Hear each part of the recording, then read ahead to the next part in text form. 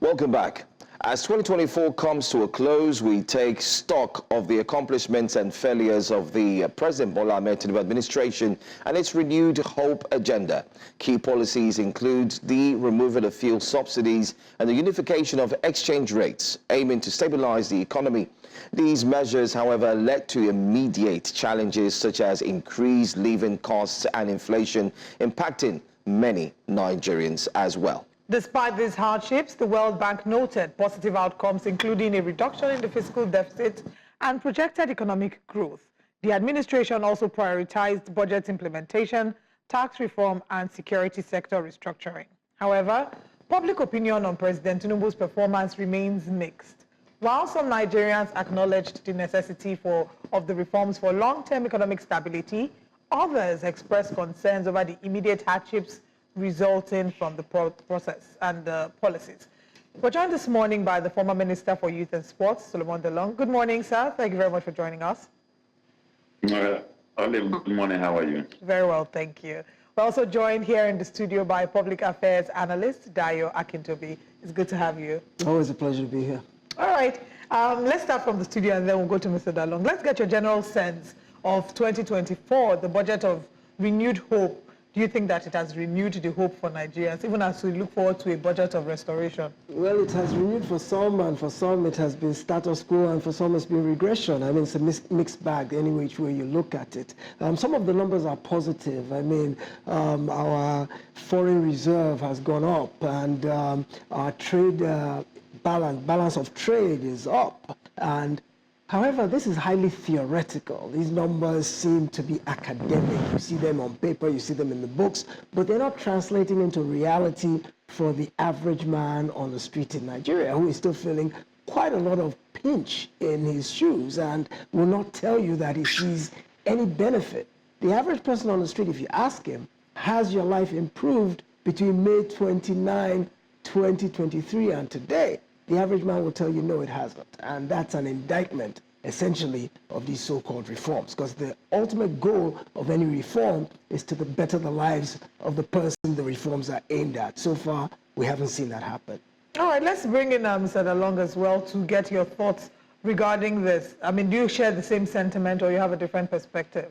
Well, I think the performance of the 2024 budget has been quite impressive. And I congratulate the president because I can see the impact of the budget on himself, the members of his government, and public officials. And I think that is what we mean by renewed hope. Because when you talk about renewed hope, it should be hope for those holding the gears of power and distributing the wealth of the nation. So I find it difficult to contradict them because they are renewing their hope. And I don't think they pretended that they were going to renew the hope of Nigeria.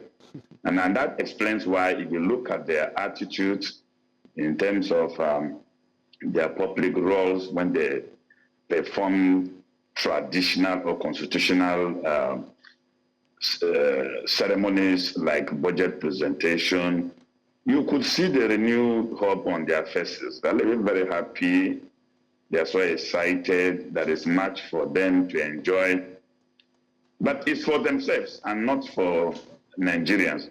So if you are assessing the performance of the budget, you have to use a bipolar approach.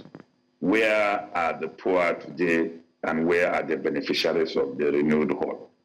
The renewed hope wasn't an agenda that engages the poor. They were not taken into consideration. So you cannot assess the budget using them. So for me, I think I can see the renewed hope in the lives of the president. He's looking more stronger, agile. You look at the members of his government, the Senate president, the speakers. So congratulations to the renewed hope because they have been renewing their hope.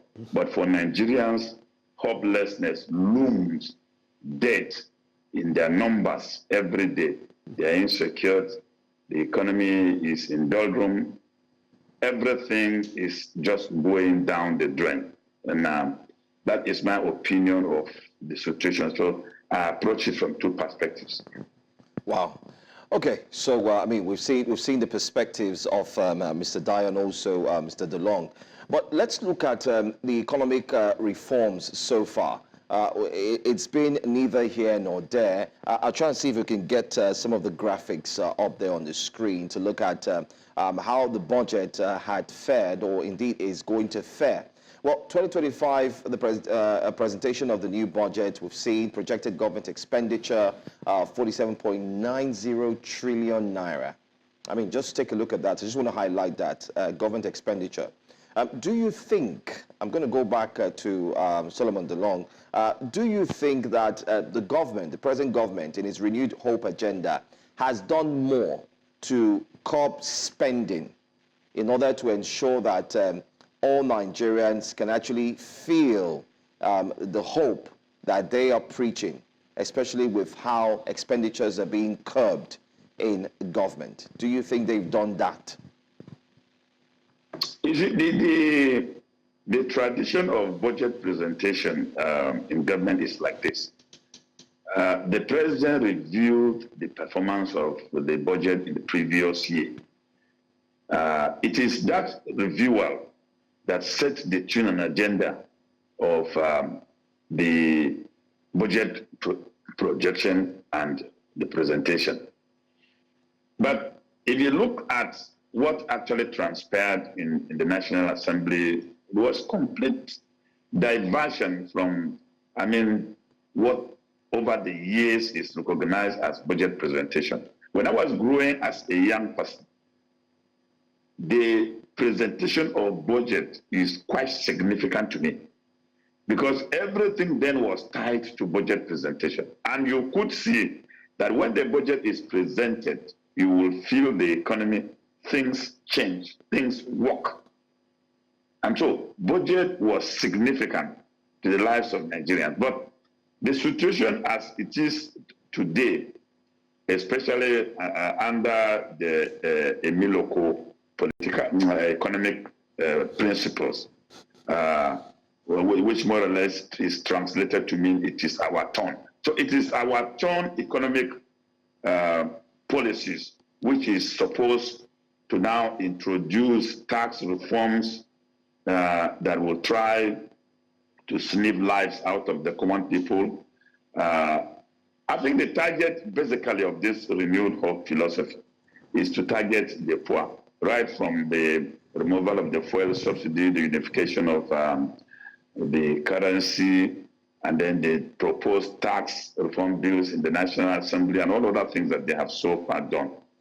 There is nothing much to talk about except that the poor had to buckle up. Those who will live to see the 2025 budget, fine. Those who will not see, then we wish them better lives in the great beyond. But there is nothing to hope for. Rather, hopelessness should be what Nigerians should look for. And it is quite unfortunate that that is how our government is now looking at how to run this country. All right, we'll come back to still speak some more about 2025 budget presentation, but let's come back to 2024 for a bit. And then those would argue that we're not even quite done with 2024 because we still have a long way to go. And I want to bring in Mr. Dalung here in the studio, Mr. Akintobi. Let's talk about the strength of 2024. One of the things that, or policies that we seem to see that has raised a lot of dust, but also garnered a lot of praise for the president is the tax reformation bill. And, you know, the tax reforms have garnered support, criticism from the northern governors who think it's not going to favor the region. So tell us about, you know, what you think the strengths are. Let's see if we can make it not a situation of all doom and gloom. I know you had mentioned earlier some areas in which you think this current, the budget has performed well and the current administration has performed well. So let's look at the year 2024 in review. Do you think that tax reforms was a good idea, the tax reform bills? And what other areas do you think that this current administration did well in 2024? I think any government worth its salt has to place its focus on the masses. I think that's the beginning point of any administration's policies. Because what percentage does the elite actually constitute? So I think policies that are geared towards alleviating the hardships of the masses should always be given priority. Now, in the tax reform bill, the one thing that struck me was the fact that anybody who's earning minimum wage or less, well, it's illegal to be less, but anybody who's earning minimum wage will not be charged income tax. I think that's a very good start because at 70,000 naira a month, even if your income tax rate, your PAYE is about 5%, that's 3,500 naira. If that 3,500 naira is left in the pocket of the average Nigerian worker, he probably could pay his transport fare for the entire month. That makes a significant difference. So to me, as soon as I saw that in the tax reform package, it won my support, at least for that aspect. I also then looked at what the northern governors were complaining about in terms of where products are actually consumed versus where the company that produces them is headquartered, who should be the one generating the VAT and all that. And I looked at it critically and I realized that any and every state can make a claim as to, oh, we produce this, but we don't benefit from it, or we benefit from this, we don't produce this. The issue, look, for example, like alcohol in the north, for example, that they say they don't consume it in the north, but they get benefit from the VAT. On the other hand, some of the raw materials by which alcohol is produced, sorghum, barley, wheat, these kind of things, some of them actually are produced in the north. And by virtue of the fact that they themselves are contributing something to the production of alcohol, shouldn't some of the revenue defer to them as well? So I think that if we quibble, if each and every person is nitpicking at every little aspect, there's no way in the country that can't make a claim to the fact that there's something that we're bringing to the table that we're not getting any revenue from. So I think ultimately, whatever model you use, whether it's a derivation, whether it is the notion of where the company is headquartered, I think an equitable distribution is what the new tax reform bill seeks to do. Yes, there are some areas that have shortcomings in it. I think probably the biggest problem was they put the cart before the horse. They should have gone round and consulted and had more town hall meetings, more debate, more negotiation. I also think the National Assembly fell down on the job because our parliament is where these negotiations and discussions should take place. I was absolutely horrified when I heard the senators say, give it to the governors and let them go sort it out and bring it back to us after. And I thought to myself, the National Assembly has abdicated its responsibility to the people. This is the people's parliament. They're the ones who are actually responsible for making sure that we get the right policies, that make sure that they hold the executive's feet to the fire, that make sure they interrogate everything. Their hallowed chambers are the locus for negotiation and reconciliation and compromise and ensuring that the Nigerian people, their interest is protected at all times. Our National Assembly is not doing that. It's falling down on the job. They are singing. Anyway, stop talking about singing. Let's see what took place yesterday during the 2025 budget presentation. The president had said that this budget presentation is called restoration. It's a budget of restoration. Let's see what took place as soon as the president was welcomed into the hallowed chambers, and then what also took place later on. Take a look. My constitutional duties, and with unyielding commitment to rebuilding Nigeria towards ensuring that we remain steadfast on the journey to a prosperous future, I hereby present the 2025 budget to the joint section of the 11th National Assembly.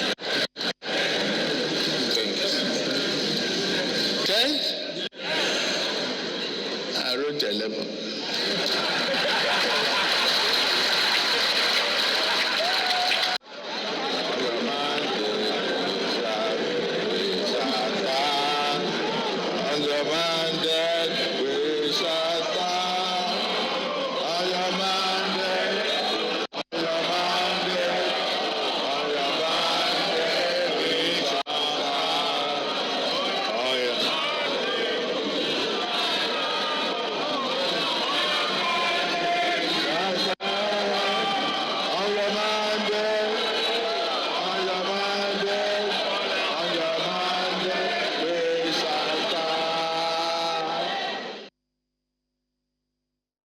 Well, there you have it, things that happened. Anyway, let's come to you, Solomon Dalung.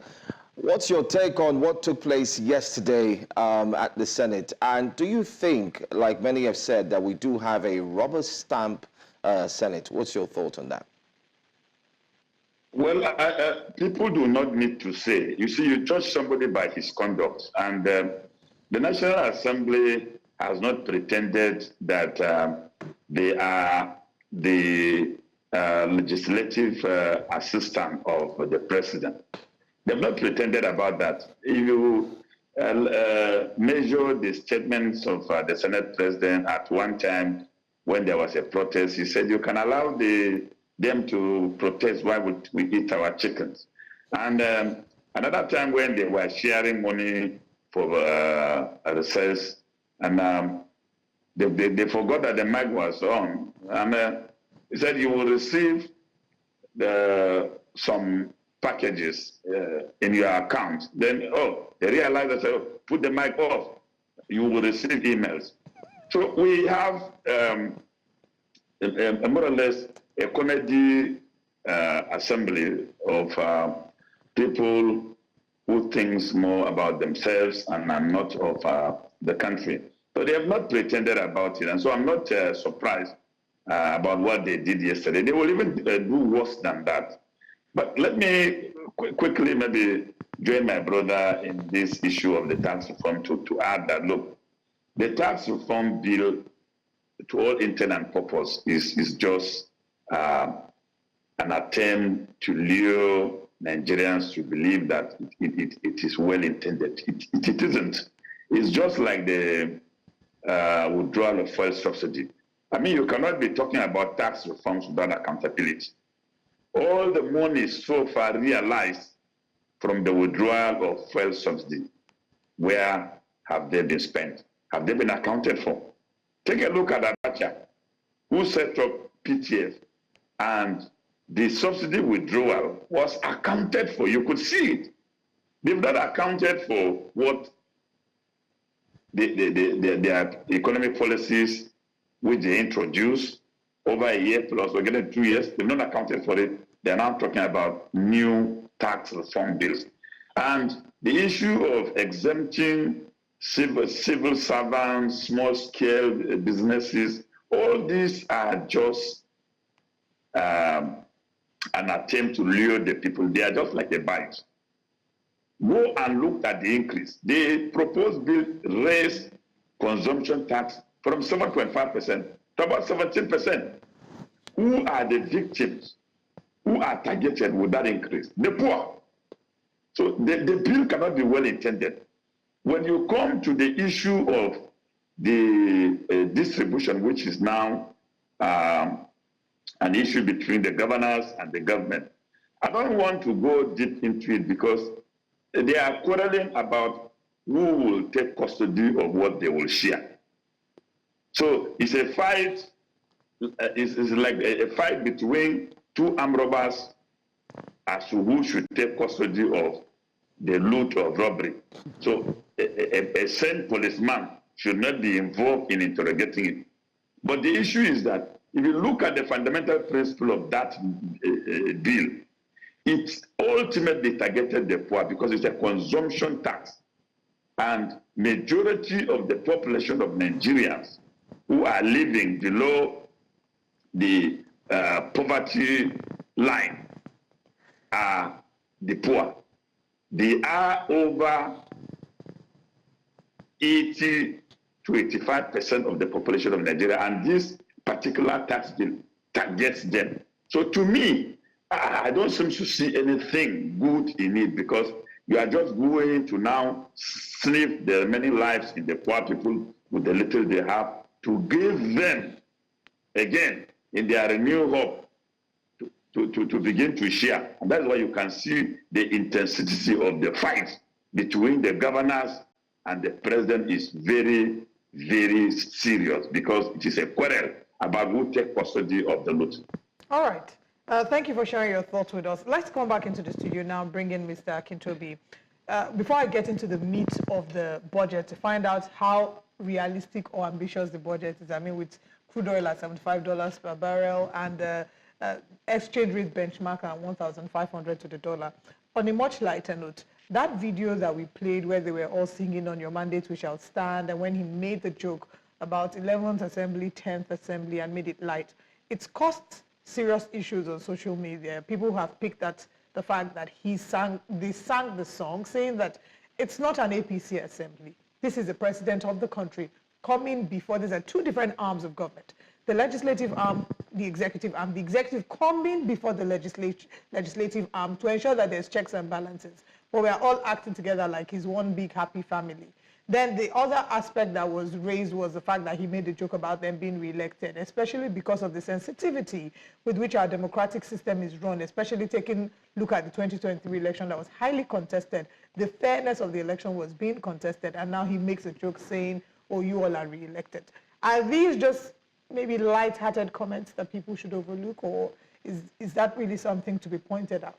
The issue of the song that was put forward when he was presenting the budget, that shows that we have what we call total legislative capture in this country. Essentially, there's no independence and there's no separation between the executive and the legislature. They're essentially there to do the president's bidding, totally and completely subservient to the president's whims and caprices. And you can tell by the fact that that song is politics.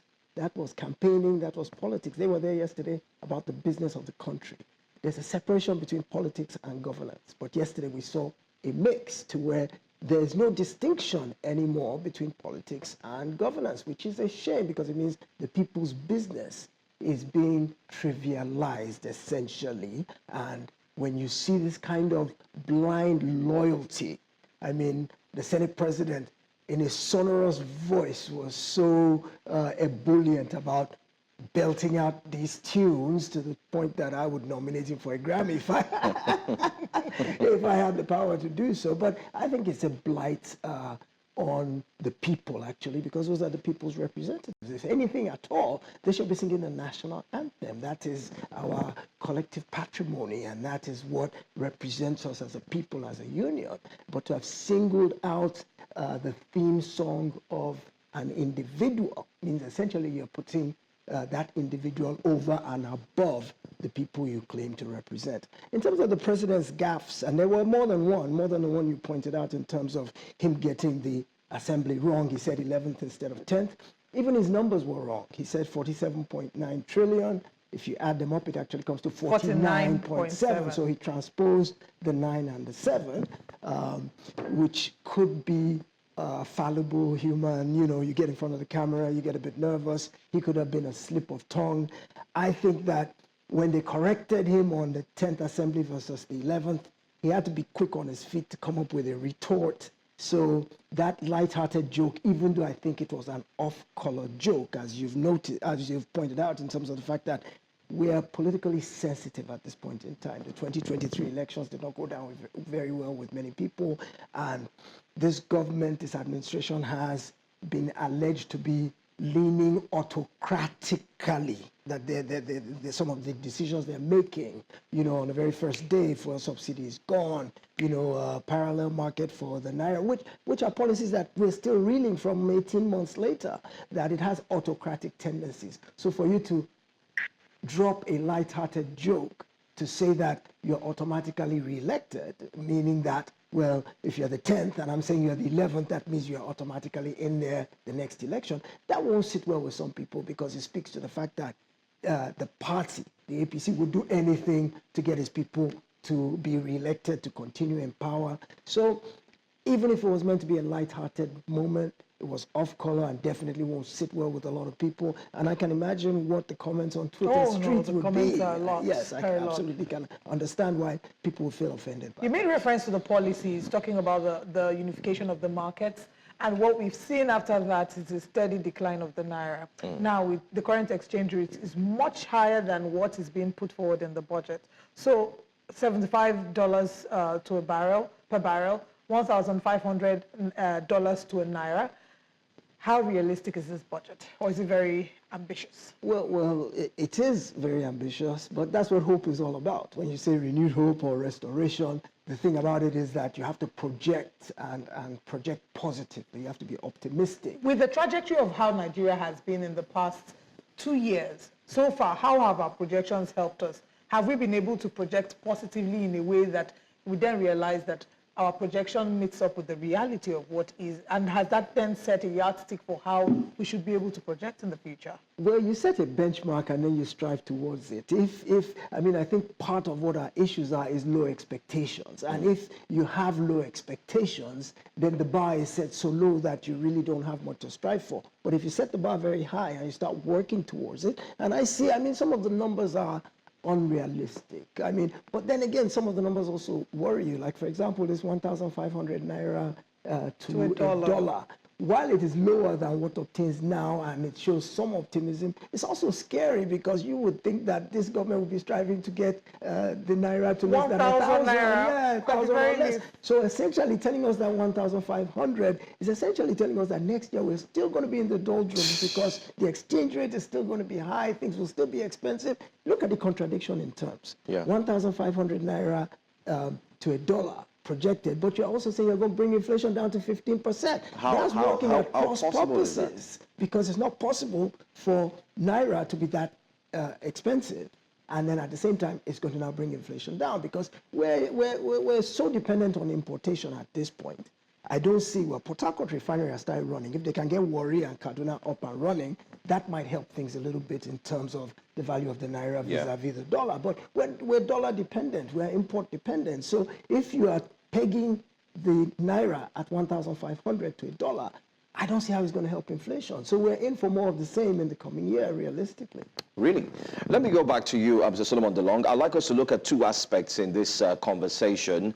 One of it is the fact that many have lauded the president's administration for taking proactive measures in ensuring that underperforming ministers were told to go and new ones were brought in to replace them.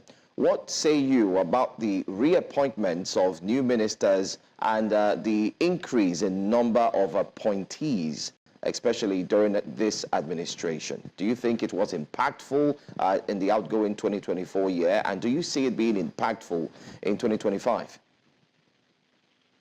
Well, I don't seem to see anything changing from what has happened. I've said it earlier before, that the cabinet reshufflement was just kicking out orphans of the government who have no parents within the corridor of power, and then they replaced with new ones, and expanding of the number of campaign directors for the president, which he has proved me right in the budget presentation when he now said, "Well, all of you are automatically re-elected." That is not just a job. The president is telling Nigerians about what will happen in 2027. And I've said this a couple of times, that I don't think from the attitude of this government and the way the governors have conducted the local government elections, Nigerians should look forward to 2027 to change anything, because the president has just confirmed that they were only going to announce themselves return to power. So congratulations, Mr. President. Then about whether the appointment of new ministers and new one will change anything. Look, the president at one point in time said he has started implementation of Orosonya's report after 12 years. That report streamlined agencies of government and matched some. While the president on one breath is implementing that report, which is cutting the cost of governance, every blessed day, the government is making new appointments, not more than 1, 2, 3, 4, 5, sometimes 10. So one tends to wonder, what is the government actually pursuing? Is the government on reforms, or is the government on a jobbery? Because you cannot be talking about cutting the cost of governance. You are expanding the Federal Executive Council, adding more ministers. You are also making appointments every day, even in organizations which you have accepted the report at the Federal Executive Council meeting and said, "Oh, we are implementing the report that's streamlined." You are making appointments into it. So embarrassing also is the point that they appoint people into some offices today, and then tomorrow they come back out to say, "Oh, those efficiencies does not exist. So all about what is happening currently is that Nigeria, there is a state capture. Nigerians have been captured by a group of rulers who now see themselves as the country. They define themselves as the country. The resources is meant for them, and there is nothing serious going on, which is indeed quite unfortunate. We had hoped that the president, with his experience, would rather work towards uniting the country. I mean, be more purposeful in economic reforms and be meticulous in the management of the lean resources. There should be fiscal discipline. But all these remain academic concepts to be discussed by Olive, my brother today, and others on television stations and other social media platforms. For the government, I mean, they are in a world of themselves, and Nigerians are under the jackboot of what my co-discussants refer to as, I mean, dictatorial tendencies. So we're under some form of dictatorial democracy. Oh, Mr. Dalung. Are you expecting to see more appointments in 2025?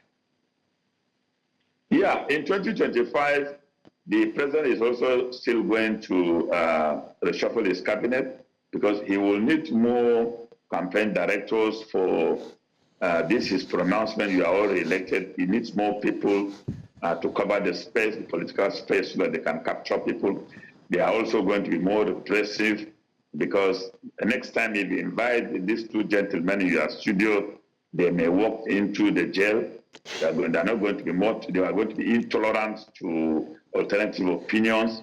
They are going to recruit more attack dogs into the veranda space of the presidency to make sure that, I mean, everybody is cowed into accepting and singing like the National Assembly has done. So some of us may, from January, begin to learn from the attitude of the National Assembly. Will join the Hallelujah Brigade of the singing, and at the end of the day, maybe they have their way. But just to assure them that it's not going to work in a multicultural political community like Nigeria, the president better brace up and take look at the reality of the situation and try to work for the country instead of this comedy and jokes and gags all over about very serious issue of governance. It's quite disappointing, but of course, he needs to sit up. All right. I also want to ask you quickly concerning the appointments. Many have said from close quarters that, your colleagues, let me use that for context of this question. I'm talking about the likes of former Sports Minister Sunday Dare has been appointed by the president to be his spokesperson.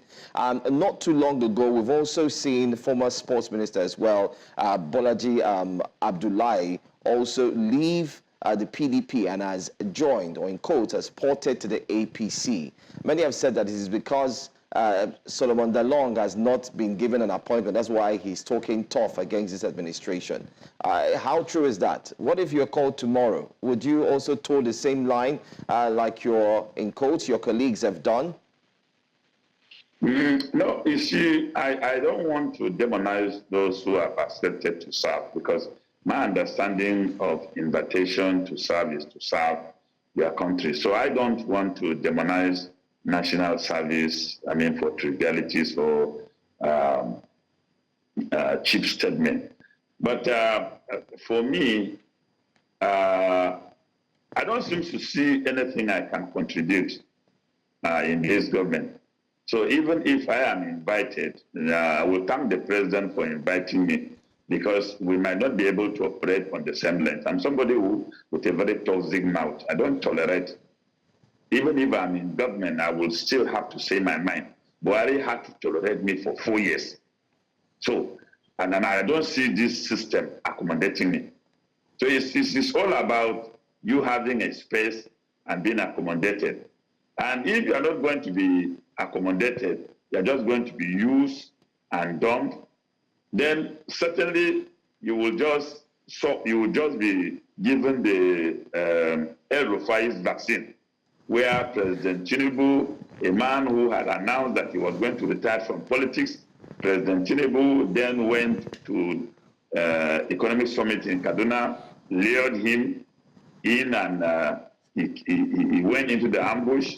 He was nominated, and then within the same government, they generated a security report, and he was kicked out. So if I make that mistake of accepting a nomination under this government, I will be nominated. Well, I will go for the screening, whatever job they are giving me. At the point of documentation or screening, they will declare me a terrorist, either a member of the Lakurawa group, and instead of being appointed, I will be arrested. So I have my common sense. So for those who think that I have not been invited, I mean, they should live in their ignorance. I will not accept to serve this government. Okay, let's come back to the studio here and speak with Mr. Akintobi. As quickly as you can, I'm going to try and merge two questions into one, and forgive me for doing this because we're running out of time. I want you to speak about the budget allocation. There are those who have applauded the fact that, defense has gotten the allocation that it has. And there are those who say that, no, if CDS says that they've done a great job with fighting insurgency, then maybe we should have channeled this money to agriculture or some other sector so that it can recover from all the losses it's incurred. So that's one. And then the second one, I want you to respond to Mr. Dalung's thoughts regarding you next time coming here and being arrested. Is that a fear that you have about this administration, that you start to clamp down on people more? Okay, did I say more? Clamp down on people in 2025. Well, without a doubt, journalists, it's been open season on journalists since this administration came into power, and definitely we've seen a lot more, especially the online sector, being picked up for defamation, for saying things against the government. So definitely there's a bit of a concern in the sector, within the practitioners, that how free are we to practice our trade?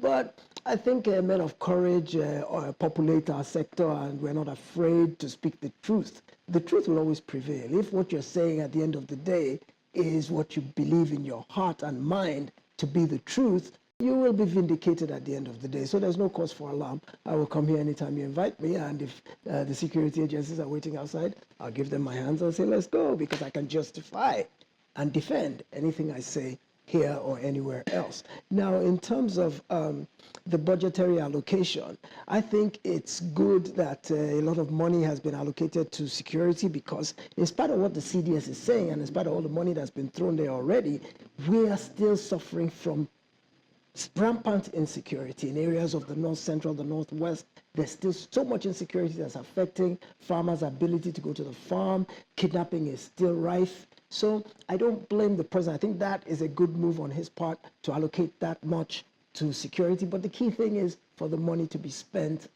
properly to fight insurgency and to provide security. My biggest worry in terms of the budget is, where's the money coming from? I worry about the deficit, that we're going to have to borrow to cover it. I think it's overly optimistic to say they're going to earn X trillion number of naira, which is triple what they earned in 2024. I don't know where the additional money is going to come from. I think there's a gap between expectations and the reality. I mean, if the exchange rate depends, if oil prices, don't match up expectations, how do we balance out? And look at Donald Trump coming in America. He's a very anti-climate change, very pro, let's produce more oil. If he gets in there and does all this, then oil prices internationally will drop, which already makes nonsense of all the projections we have done. So there are too many ifs in this for my liking. Too many ifs. Bayo Akintobi, thank you so much for your time with us. My pleasure always. And Solomon Dalung, thank you so much for your time with us. It's my pleasure always. All right. Thank you.